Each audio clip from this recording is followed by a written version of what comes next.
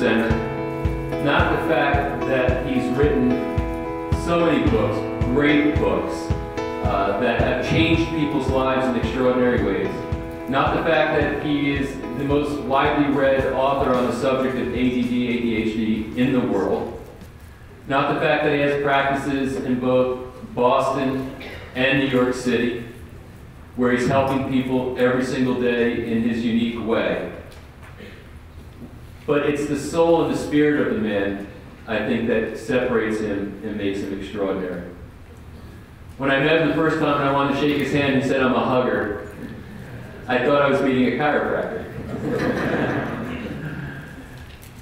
He's got a big heart, a big vision, and a dedication to wanting to help millions of people around this world in unique ways, from strength-based approaches towards dealing or associating with patients. So I really want you to lean in. I want you to stand up. I want you to give a great CLA reception to Dr. Ned Hallowell.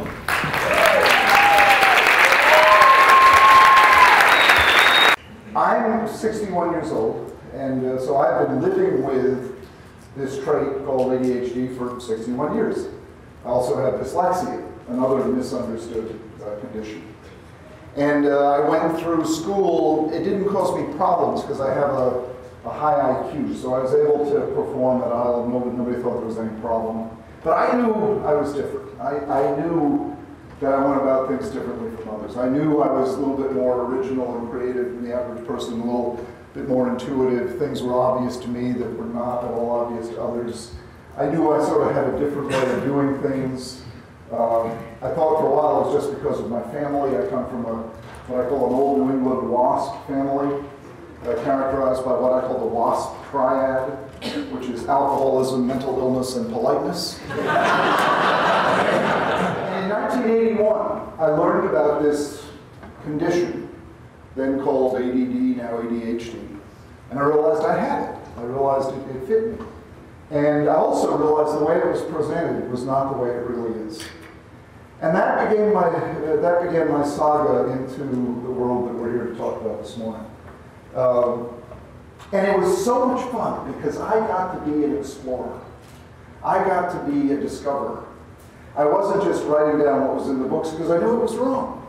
And I trained at a place where the ruling guru, Elvin Semrad, who no one's ever heard of because he didn't write any books, but he always said to us, the patient is the textbook. The patient is the textbook. Learn from the patient. If you just learn from the books, you'll be making the same mistakes over and over again. So I learned from the patients, and the patients taught me that this thing we now call ADHD is so much broader, so much more interesting, so much more positive in many ways than was represented in the medical text, that I, along with my friend John Rady, went out and did talks and lectures, and then finally in 1994 we came out with a book called Driven to Distraction that has gone on to sell 2 million copies. It really brought this condition to the general public. And I've been continuing in that effort ever since. It became clear to me early on that I was not treating a disability. These folks who came to see me were not disabled. What I was doing was I was unwrapping a gift. And that shift in emphasis has made all the difference in the world. I don't regard this condition as a disorder. I regard it as a trait. I regard it as a kind of mind that poses certain obstacles to the development of talent. And I also knew that everyone who came to see me was looking for some way to grow, to unwrap their gift that did not involve the use of medication. And so I've been ever since on the lookout for whatever ways of unwrapping the gift I could find that are safe and legal that allow folks to do this. And that's when I met Patrick. I don't know, was it a year ago I met Patrick? Yeah, and we got to talking, and he began to describe to me what chiropractors do. And I said, wow, that's amazing. said, that's exactly what I do. And he said, yeah, it's not just about back pain and adjustments, it's about wellness and unlocking people's potential. I said, my goodness. And this was a real eye-opener for me. And I said, gee, you know, you're the folks I want to be talking to. You're the folks, you know, because MDs these days, God bless them, for various reasons, they're all wrapped up in technology. I have a close friend who's the professor of medicine at the Brigham. He said the residents don't even want to do a physical exam anymore. They just want to look at the lab values and the scans. And the patient is ever more distanced from the practitioner. Patrick said, no, that's not us. We touch. We connect. We look for the positives to help them grow. And I said, well, you're my folks, you know, let's collaborate. And I had just written a book called Shine for a business audience, a different topic altogether, but I said, you know, so that word was on my mind. I said, you know, my mission is to help the folks who come to see me shine. And he said, well, that's my mission too. That's what we chiropractors do. And I said, well, let's devise a program, Shine, where I can bring what I know about ADHD to you guys and gals, since this is what we both do. And he said, great. He said, well, wouldn't it be nice if we could think of an acronym that fits Shine? And I had one of those ADD moments where I said, I got it. Special Help Integrating Neurological Experience. He said, whoa, that's it! So it was like, oh, good, you know, thank you, whoever. And it was like it was so meant to be, you know. I mean, this is, and that's why I say I'm thrilled to be here.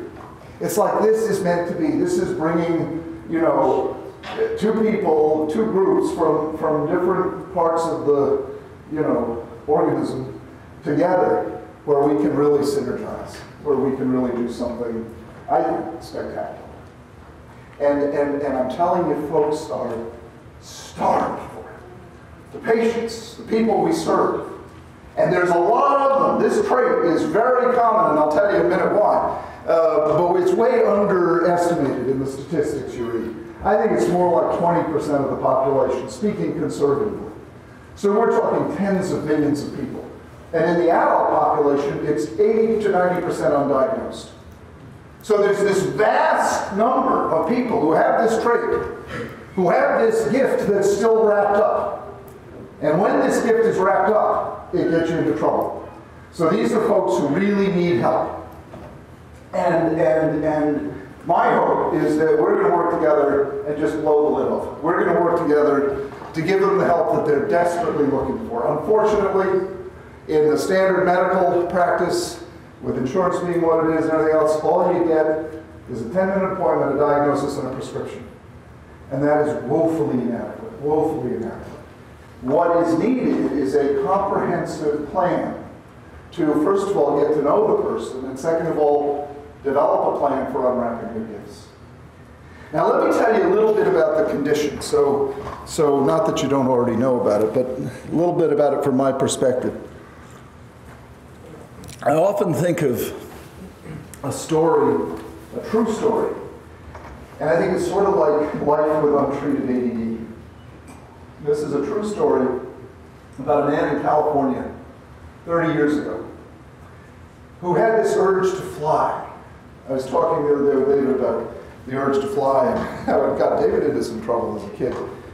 It's a common human urge, I want to fly. Well, this man had this tremendous desire to fly. So one day, one Saturday morning, he went down to the local Army-Navy store and bought some weather balloons and a tank of helium. And he brought the balloons back home and he inflated them and tied them to his lawn chair, which he tethered to the bumper of his Jeep. He then went inside, good Boy Scout that he was, and got his BB gun and some sandwiches and a six-pack of beer. So Saturday outing. And he goes out to his lawn chair, sits himself down, with the plan being that he cut the tether cord, drift up into the LA sky 100 feet or so, have his picnic, shoot the balloons, and drift back down. Well, when he cut the cord, it didn't exactly go according to plan. He didn't drift up, he skyrocketed into the LA sky. He didn't level off at 100 feet, he didn't level off at 1,000 feet, he leveled off at 14,000 feet. Now it's cold up there, you know, and actually he had his beer pretty quickly, but he didn't want to start shooting the balloons at 14,000 feet. So there he is, 14,000 feet. Thinking, you can imagine what he's thinking. And hours go by, and he's up there at 14,000 feet. And until he drifts into the primary approach corridor of Los Angeles Airport. Well, it was a American Airlines pilot that first spotted it on the radio of the control tower. I just passed a man in a lawn chair with a gun.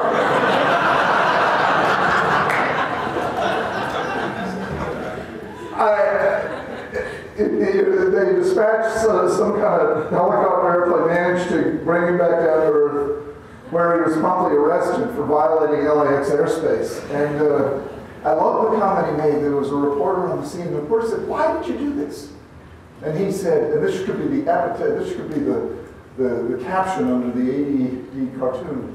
He said, "Well, a man can't just sit around." and that's really the deal. People who have this trait can't just sit around. And so they do stuff. And often that stuff ends in the metaphorical equivalent of 14,000 feet in a lawn chair. Say, how did I get here? And what am I going to do about it?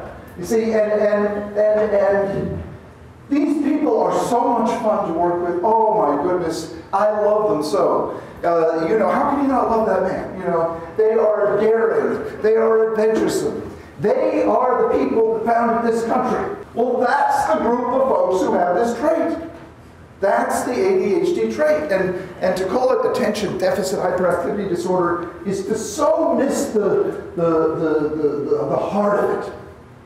And the heart of it is really the entrepreneurial spirit. The heart of it is the generosity, the humor, the spontaneity.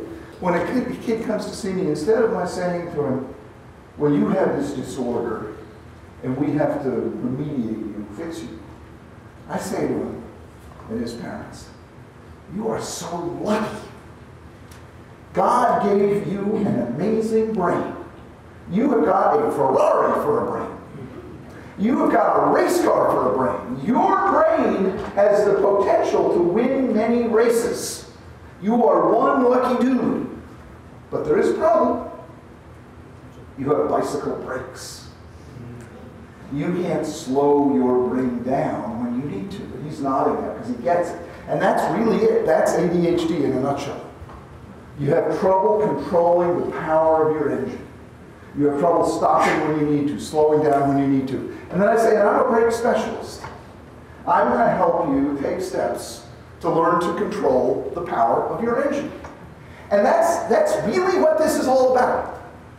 Helping people unwrap their gift, as I like to say, is really about strengthening their brakes, helping them learn how to slow down when they need to, focus when they need to, stop when they need to, organize when they need to, acquire a little attention surplus when they need to, without letting go of the power, without letting go of what they've got that other people don't have. Another hidden ingredient that I push, that I don't know why more people don't push it, because it's so good for you.